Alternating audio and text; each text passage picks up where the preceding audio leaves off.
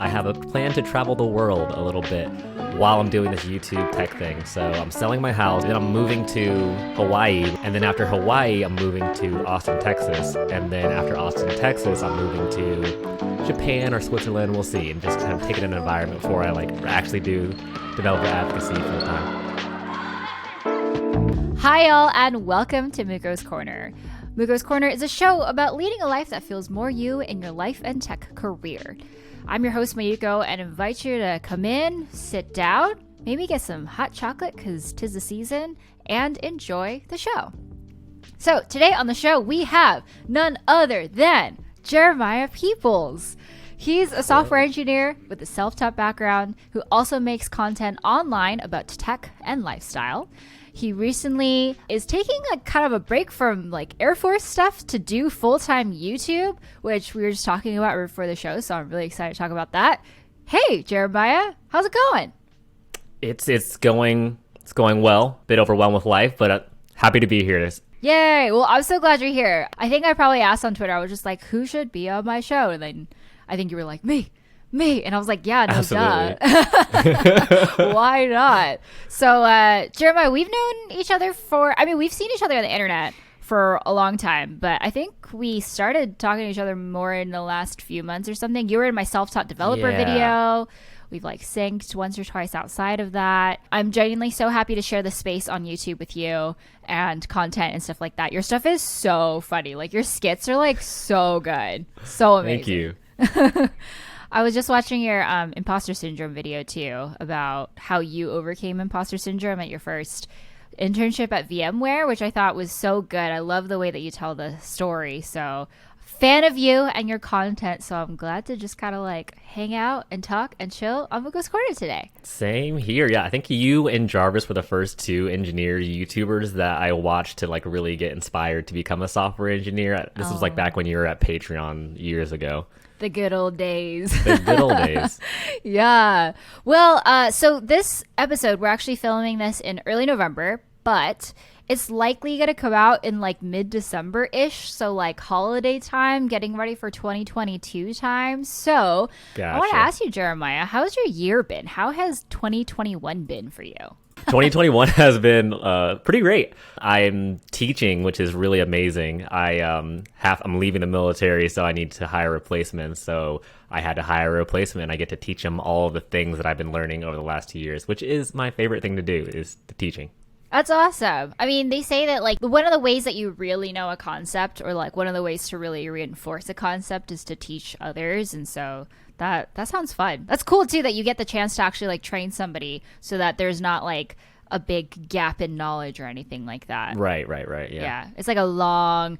I think you mentioned you've been kind of working to what's the verb? De-enlist, finish your enlistment? Separate? Yeah, just separate out of the Air Force, just kind of transition. Which has been a super breakup. difficult to do. They dropped orders on me to go to Germany to live and work. And Whoa. I was like, I'm gonna do this whole YouTube thing if you don't mind. So I'm trying to deny them. So it's been a hassle trying to get out, but it's working out. Yeah, and I think your most recent video, you're talking about how you're you quit your job. You said it's been kind of an 8-month process, right, to leave? I'm starting an 8-month process. So I have 60 days of vacation time that I haven't used. So I'm using that now. And then after my vacation time, I get the 6-month internship where I'm working full-time YouTubing. Awesome. And you're interning with Chris Sean, right? Yeah, he, again, one of the first YouTubers I looked at to see, you don't have to go to college to be an engineer. And then I watched him, did his thing, and now I'm an engineer without college. So yeah, it's kind of cool and crazy that I get to be his understudy and learn from him how to be a developer advocate. Seriously. I think Chris Sean is also one of the first people that I talked to when I started YouTubing, because he's had his channel for longer than mine. And I think we chatted online, and I was just oh, this is cool. There's people here that I can talk to. So yeah. I think he's probably one of those figures in the tech YouTuber community who does a good job of reaching out to new people. And it's just hey, come on, hang out. No, but he absolutely is just all over the internet, all corners of it. He's up in there. That's how he found me. For sure. Well, that's so exciting. So yeah, I do have topics, but a lot of it, I mean, I was telling you before the show, is just chilling, talking about you and your interests and stuff. First of all, very, very important question. How the heck is your mechanical keyboard? Do you still like it? Oh my goodness, it's amazing. Yeah, I was using this little flat guy thing, and I thought it was nice. I liked it. That's why I learned how to use the Mac shortcuts, and then I switched over to the mechanical guy, which is this one. And ooh, I understand why people are spending money, time, and making videos around mechanical keyboards. They're amazing. Yeah, I got into them in the last few months too, because I built my first one like a couple months ago, but I didn't get my first one until this year. I think that was like one of my 2021 highlights, I think. But like I watched that video and you did your first impression and then your second first impression, and your first impression was like, it's cool, you know, I don't love it, but it's fine. And then your second first impression was like, I love it, I've been using it and it's great. I was talking to somebody. My iOS Developer Academy, someone was asking, one of the questions we got was like, do we need to get a mechanical keyboard? Is that like a thing with developers? Requirement. Yeah. And I was just like, you don't have to, but it is one of those cultural things that like is just a thing for whatever reason in the developer community. And then they were like, I just don't get it. Like, what is it about mechanical keyboards? And I think I told them, I was just like, I think you just got to buy one and use it for 2 weeks and then try to go back to what you were using and your life is going to be changed. Like, it's one of those, you don't realize how good it is until you try it for a long time and then you go back to what you were doing and you're just like, no, definitely that. Because I walked by like the keyboard aisle in Best Buy, tippy tapped on a couple, and I was like, well, okay. And then I got mine, tippy tapped on it, okay. And like you said, 2 weeks later, I was like, okay, yeah, never turn them back. Never, ever turn him back. Can't use a regular keyboard anymore. I use this HHKB one that I made a video about, but yesterday I was using this Logitech like keyboard. I think it's called the K380. Okay, it's so flex on us cute. then. Flex on us. I have all of the keyboards. I might as well make a keyboard rack or somewhere in my room. And this is cute, and it's so versatile, and I was using it with my iPad. But I literally was like, I don't remember how to type on this anymore. That's how it feels though. Like I feel slower, out of touch. I don't even know how to code anymore. Yeah. Like also like my layout of my current keyboard is a little bit different than the Logitech K380. So I literally was just like not typing correctly, and I was just like, what is happening to my brain? Like I don't understand. Yeah, I watched one of your videos where you could like change the configuration, which I didn't know was possible before my mechanical keyboard days, and I was like, oh, that's awesome. That's amazing. Yeah. Well, okay. Tell me about the keyboard that you do have right now. Like, let's talk specs, because a lot of my viewers, listeners love mechanical keyboards. So. Yeah, I mean, 3 weeks in, I'm basically the foremost professional on mechanical keyboards. So here I go. I got the IQ Unix. It has cherry red MX keys. Ooh, is that how you say that? I think so. Yeah, that's like the easiest one. I saw like a YouTuber had the same keys. I was like, that one. Yeah. And it's heavy, 2 pounds, and it's pretty. Is that the best? That's the best review I got, Mayuko. Sorry. That's great. No, I think that I was mostly curious about your key switches, which I only really know of 2 kinds, and I'm starting to learn what all the different colors mean. Because I think the very first time that I got a mechanical keyboard, I got cherry blues, which I didn't realize were the loudest of the bunch. And then I was like, oh, right, colors matter. They're all different because, like, it's like a hobby that everyone likes. I actually have no idea what the reds sound like, but it sounds very, like, nice and clicky but thocky. These are the reds.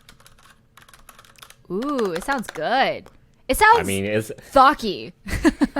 Thocky? Is that I'm gonna look that up later, and if it's not in the dictionary, we're gonna have some problems. I've been on our mechanical keyboards a bunch, and that's the technical term of how you describe the sound. Yes.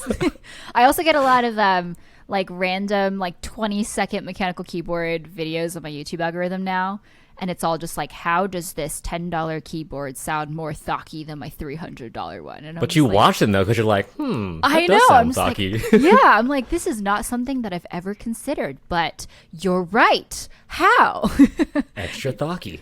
You just get sucked in. So I'm glad you're enjoying it. I feel like you and I are both kind of mechanical key newbies, and we'll just kind of venture into the world together.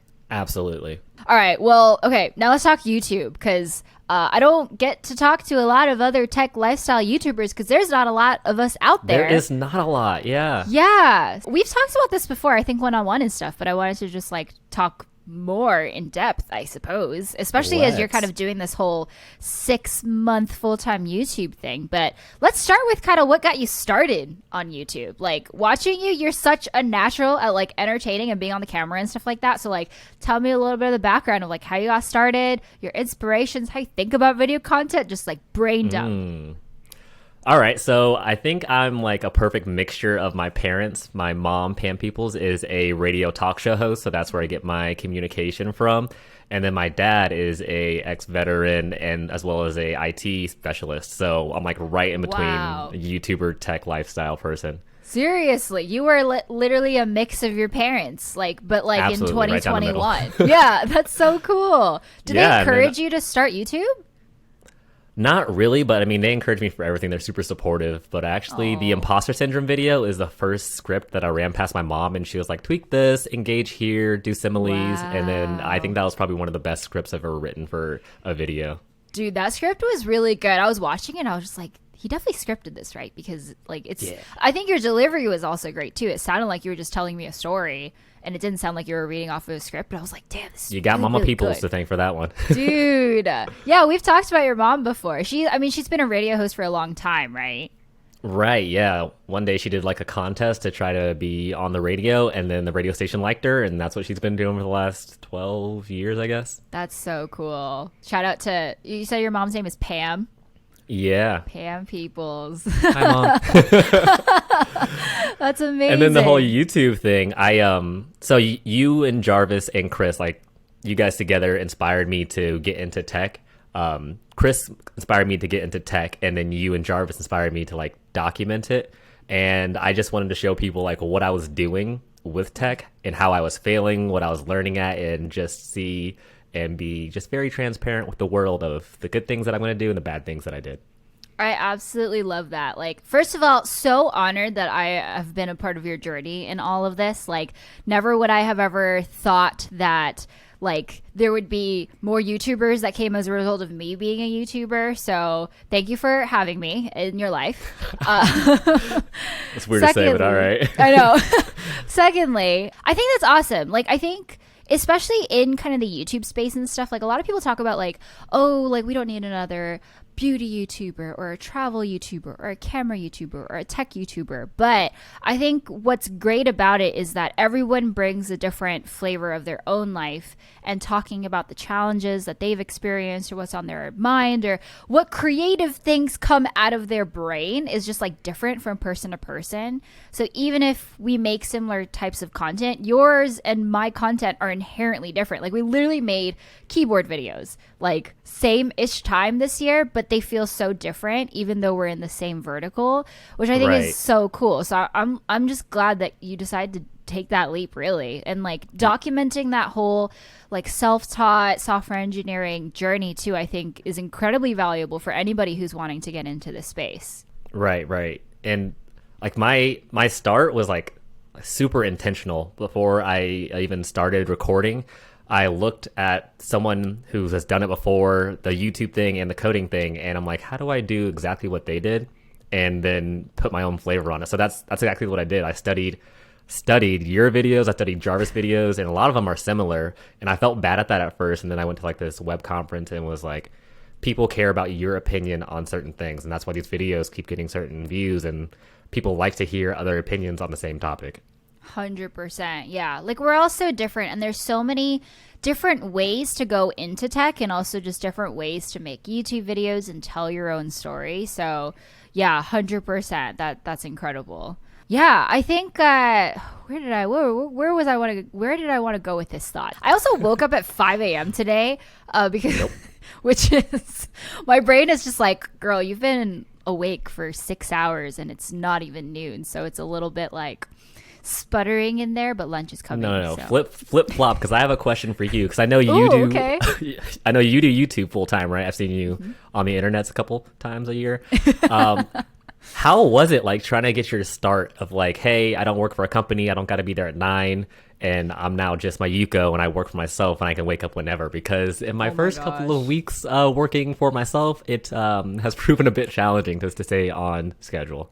Dude, I completely feel you. So like I took like a 1.5, 2 month, well really it was realistically like a little over a month break between the end of my last job at Netflix and then like really starting full time. Which like during that time I literally was just like, I'm not gonna work. All I'm gonna do is like cook and clean, hang out with my dogs, do what I want to do. And I wasn't even sure, like I didn't have like a date for like when I was going to start YouTube.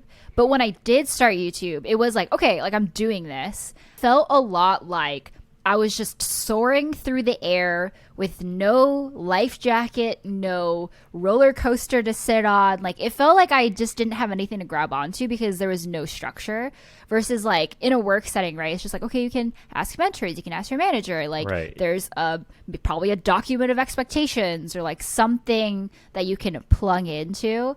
But like when I started, I was just like, I have nothing. No one's going to give me the answers. So like my first reaction was to like, okay, well, let's just make some structure. Let's like, I know how to do my job as a software engineer, so let's bring some of those things into my current work. So I started to do like sprint planning where I was like, what am I going to do this week? Like, here are the tasks that I'm going to do. Like, let's do a retro at the end of the week to see how that went. And I don't have to worry about anybody else now, I guess. Team of one, great.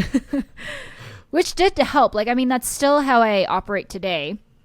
It's definitely relaxed. It took me a while to be okay with like waking up at 10 a.m. and not like sweating because like who is going to hold me accountable sort of like, I mean, unless I have meetings with other people, of course, but it was like, it felt very like, oh my gosh, like I can't get fired because I'm my own boss. And so like, how do I do stuff? And yeah, it's probably honestly taken about a year. Like it wasn't until like maybe summer of this year where I felt like, okay, like I can do what I want. I can take vacation when I want. I can wake up late. I can work late. Like my life is defined by me, and it took me a while to really feel comfortable with that. That's some good foreshadowing for me. It's okay. Take 2 months off. Sorry, everyone, you're not getting videos for 2 months, and then in a year, it's gonna start to click. Yeah, yeah. That's honestly like great to hear though, because like I actually did look at your Notion video and how you Ooh. structured like your personal business and your communications and like the tables and stuff like that. And I was like, wow, Notion is amazing. And ever since that day, I've been studying Notion as well to figure out like, product management type stuff, but for myself. For sure, yeah. And like I take this a lot from other YouTubers that I've learned how their kind of stuff works. So like I think that Notion video is inspired by Ali Abdal's Notion video and also Thomas Frank's Notion video, and they are like production content houses. Like they just Right. pump out content and they're very efficient at it and they're very good at it. And so I took a lot from that. And then also like working at Patreon, I was able to talk to or like understand how other creators' businesses worked.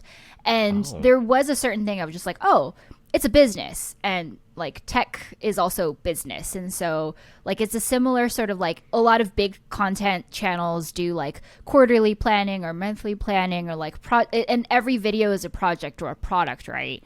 And so I started to see the similarities there. And obviously everyone comes from not a tech background, but I think like there is some sort of like universal truth when it comes to like project management, I think, that is common to videos and tech and any other industry.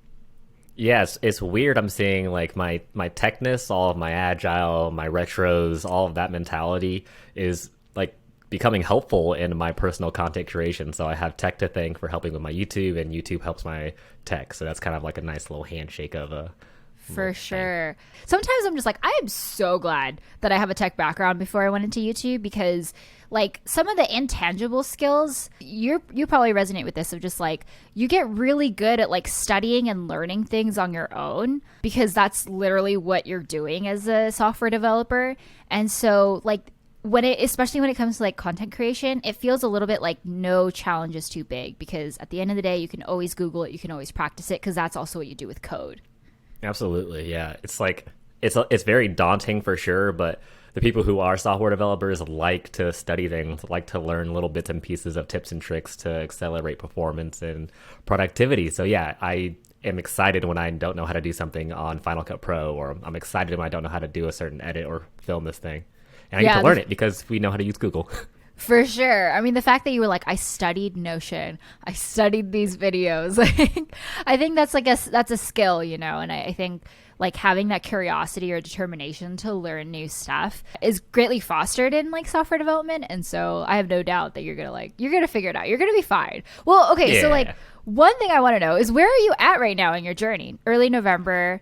You said you're like a few weeks into your internship, or like when are you gonna take your break? Like walk me through that.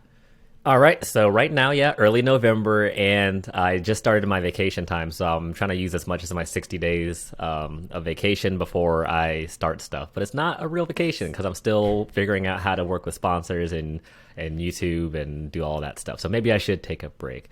But outside of that, it's a lot. I have a plan to travel the world a little bit while I'm doing this YouTube tech thing. So I'm selling my house, which I'm going to document and do a little vlog about that. Then I'm moving to Hawaii with my brother Jacob, who's my second brother. I have 4 brothers. And then after Hawaii, I'm moving to Austin, Texas. And then after Austin, Texas, I'm moving to Japan or Switzerland. We'll see. And just kind of taking an environment before I like actually do developer advocacy full time. Wow, no big, just Japan or Switzerland, like who knows? Move. I'm young. You are. This is such a good time to do that too. Hopefully the borders stay open and stuff with COVID and all of that. But that's so exciting. It is exciting. So Hawaii is because your brother lives there. Austin, Texas. Do you have another family member? Or you're just like, I want to live another in brother. Yeah, the eldest one who's also in tech is in Austin. Cool. The one that you got the mechanical keyboard for. Yeah, that's just That's awesome. That's so exciting. When does this all kick off? Like when is this is all happening within a two month time frame, or right? Yeah. Oh my gosh. So I'm doing like a month and a half. I'm just buying one way tickets. So I'm doing a month and a half in Hawaii, I think, and then a month and a half in Texas before I head out to Japan or Switzerland. Wow, that's exciting. And then you're also just selling a house in the middle of that. No big deal. I just had a bunch of people come over to, do the landscaping, mowing, and getting my house staged, like with the empty rooms. Because I have empty rooms now because my roommates have to leave because I'm still in the house, and now it's a whole thing. But yeah, I want to show people like the soft side of, not the soft side, but like the side outside of programming. Like I live a life, and it's an interesting life, and I want to show people how I'm getting ready to sell a house, how I'm moving across the country, and just vlog on the way. Dude, I would love to see that. I mean, selling the whole like house buying selling process is such like, to me, like an adulting thing, but it's a thing that most people go through once or twice in their life at least. And I bought my house last year, and it was such a big learning curve and like good experience. Thank you. But it's like, I think that stuff is really fun to watch. I watched a lot of like DIY channels and like house real estate sort of stuff. So I'm excited to see it. Yeah, absolutely. And when I first got started with tech, I wanted to have the end goal of being in like real estate investing. So this is kind of exciting. I'm going to get my hands wet, feet wet, something, and figure out how to like, buy properties, sell properties, and try to scale that till I can do that multiple times, have a tech career so I can invest more into real estate so that one day I can just do YouTube and make videos about buying houses, selling houses, and stuff like that. Dude, you're setting up like a whole life right now. This is like the eve of like the rest of your life. Dude. Yeah, I hope so. Hopefully it all goes to plan. That's so exciting. And you're going to like vlog during your travels, do a little bit of travel vlogging and stuff like that. Yes, ma'am. Dude, that's so exciting. And then during your 6 months, like tell us a little bit about what you have in store during that time. Are you just going to make a lot of videos doing developer advocate stuff? Like what sorts of stuff do you have in store? So I like to do like a like a one for me, one for you type of thing. So I know a lot of the people that rhymes with peachy. Yeah. So a lot of the people that I follow me are like tech people, but I also like to venture outside of tech to try my own thing. So yeah, I also have to work to get a job after my 6 months because while YouTube is great, you're probably not going to be able to get a house by yourself unless you're making or been doing YouTube for a couple of years. Right. So I need to get a developer advocate job, but to get a developer advocate job, I need to study. So I'll be studying and showing things like that along the way. For sure. Yeah. And I also have a lot of fun brothers. My brothers are like super funny. When we get all of us in the same room, it's just easy content and super genuine content. That's so fun. I think I've seen that you've made some other like family vlogs before of like your family trips and whatnot. So it sounds like a good time with the people's family. Absolutely. Yeah. Oh, I was gonna ask. So okay, like I think this is cool because like we're in that niche of YouTube where we don't just talk about tech stuff. Like we've talked about like what it means to be a software engineer, like what do we do in our life, like what's the best programming language to learn, blah blah blah. But like we also mix a lot of like what else is in our life, right? And so like how do you think about that? I'm really curious. Like do you ever feel like you only need to make tech content or like that kind of like being able to bring other topics onto your own channel, I know is like a tension for a lot of like us tech lifestyle YouTubers, really anyone in YouTube that mixes like 2 or more topics and stuff. So walk me through that. Tell me about that. Yeah, so when I was getting started from the very beginning, I always knew I didn't want to silo myself in tech. And I wanted to initially start as a tech and lifestyle. I didn't know what lifestyle was going to be, but I wanted to leave some room to adventure sideways and not just be siloed. So again, I studied Jarvis, and I really studied Jarvis. Like I call it his Trojan horse YouTube theory, where no one cares about you until you give them a reason to care about you. So Jarvis's reason was that he was in tech, but then he pivoted to commentary videos. And then when he pivoted and he enjoyed it and he got views, he was like, oh, well, this is okay. People found him because of tech, but they loved him because of his commentary and Jarvis himself. That's what, yeah, 100%. Jarvis still texts me sometimes, though, when people are just like, where are the tech videos? Like, why don't you make tech videos anymore? And it's just like, hello. That's not what he does anymore. But his tech videos were really good. Like, they were top notch. I learned a lot from him, too. Like, the mix of comedy specifically, I thought was, like, super good. Perfect. Yeah. I actually send him an Instagram, like we're not friends on Instagram, but I send him an Instagram message every single time I have like a YouTube update. Like, hey, I'm starting my YouTube channel. Thank you for the inspiration. Hey, I just hit 25,000. Oh my gosh. So, cause in the future, in maybe like 3 years, I'm planning we're gonna be friends. He's gonna look at it and be like, oh, this is weird. And then he's gonna put it away. That's so funny. I mean, I think role models like Jarvis are great to have. And for people to just like constantly like pave the way like him, I guess this is also self-serving because I also like helped make this niche a little bit too. But absolutely, yeah. It's sometimes I'm just like, I wonder. I'm just like, am I old news? Am I like out of style anymore? But then I think about it, and I'm just like, honestly, that's okay because like there's so many cool YouTubers that are up and coming who are like doing cooler, newer, awesomer, funnier, like amazing stuff. Who have like way better skills than I do. That's not to say that I don't have the skills. It's just like it's different, you know. And I think it just makes like that whole part of YouTube richer and funner, even though that's not a word. It's definitely a word. But no, I think you're doing like the same thing as well. Like I watched a 15-minute video about you making rice balls, and I'm like, I'm not really interested in this, but Mayuko has just a way of talking that's enjoyable, and I would never in my life just watch a 15-minute video about what do they rice call balls. it? Onigiri. That's what I said. I'm so glad you watched that. It. Yeah, it was amazing. I made that video, and like the view count wasn't very high, but I was just like, you know what? The 15,000 views that I got on it, they all learned something probably new, and 15,000 people now know that I like rice balls, and that is the type of impact I want to have on the internet. Which is like honestly like a really good indicator of like your super fans. I just read a book called Super Fans, and it talks about who are the people in like your audience that will follow you to the ends of the world no matter what you do. So I like to like adventure the same way you adventure with those videos. I'm like, hey, what if I just made a really weird video about socks? Would people watch that? And then the people who do watch that, I get a good sense of, okay, those are my super fans. I have 300 super fans, 400 super fans. I've heard too, like it only takes 1,000 dedicated fans in order to be able to do content creation full time, because though like that's your core like group of people that you're like catering to. So when I think about that, I'm like, dude, there's like so many other creators out there who maybe don't have like 10 million subscribers or something like that, but are still doing it and are really successful at it. But on that note, like, do you have like, I'm curious if you have any videos in your mind that you're just like, it would be awesome to make this just because I want to.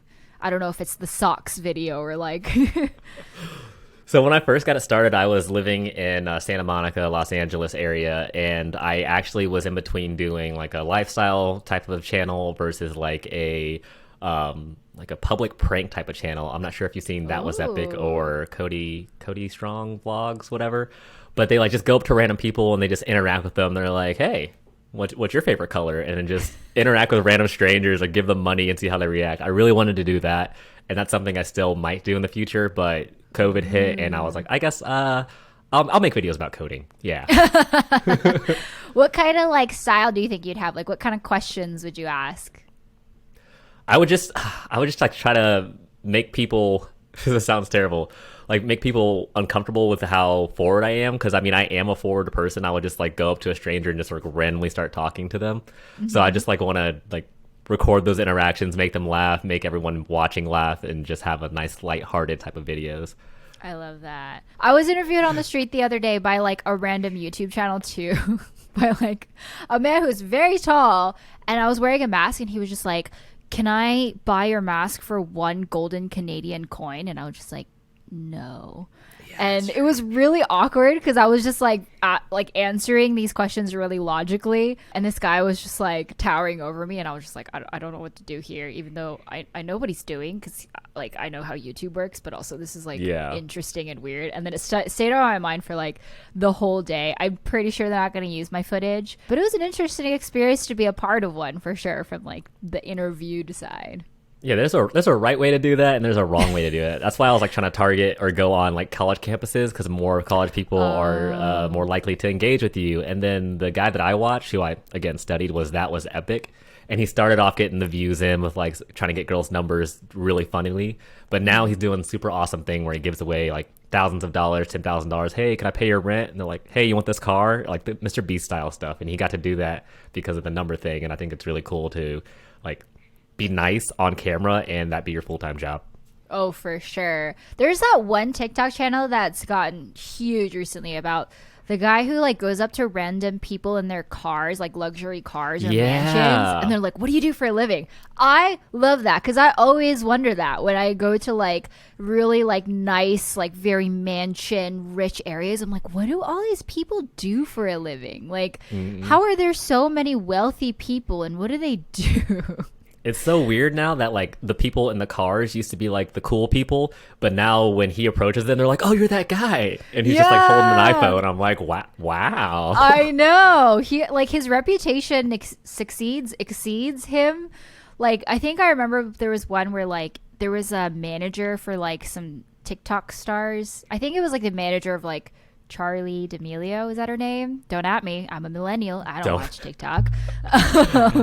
But she was like, "Oh, I know who you are, I represent these TikTokers, give me a call when you want management." And I was like, wow, the world's a weird place. The internet's a weird place. So weird. I mean, if you do that, I'm all for it. I feel like you give such like a warm, positive vibe that I would super want to watch that kind of stuff. So hope you do that in Hawaii or Austin or wherever you go to. Except we'll see. If you go to Japan or Switzerland, might encounter a bit of a language barrier, but you speak Japanese, right? I can pair with you, get some Japanese under my belt, and I'll be good to go. Yeah. Just have me, just like FaceTime me and just shove my face in there. In oh, like, absolutely. That's what I was planning on doing. Yeah. Yeah. I'll be there. Appreciate that. Dude, there's actually a channel that I've been obsessed with called Konbini Confessions. And it's done by this rapper. He's like a Japanese rapper who grew up in New York City. And it's like a parody / homage to another like show. I don't remember what it's called. I think it's called something gas, no brakes. Full gas, no brakes. Something like that. Something like that. There's gas, something there's like brakes, there's cars. Yeah, it's like something that any guy was wearing a suit, whatever. But like he goes to like middle of Tokyo at like 2 a.m. and interviews like drunk Japanese people. And it's so interesting because all the content on YouTube about Japan is just like, why Japan is one of the cleanest countries in the world. Why Japan has like children commuting on like trains to go to their kindergarten. And it's all these like really orderly sort of like why Japan is clean and nice and whatever. But then these videos are literally just like drama. Like it's these random people who are super drunk who say random stuff. And I think it's hilarious because I'm just like, okay, this is like so different from what like people shake up think the of. algorithm. Yeah, and he asked random questions like, what's your favorite color, or like, what would you do with $1,000,000, or like, would you prefer this or that kind of stuff, or like, what are you looking forward to doing when COVID is over? Like, it's all these really basic questions, and people respond to it so randomly. So yeah, the reaction type of content, if you do it right, I think it can be a really good type of fun video. There's just so many people on Earth, and I want to meet all of them. I'm such a people person, and there's just so many great. Your last great name is there. Peoples, like yeah, it is.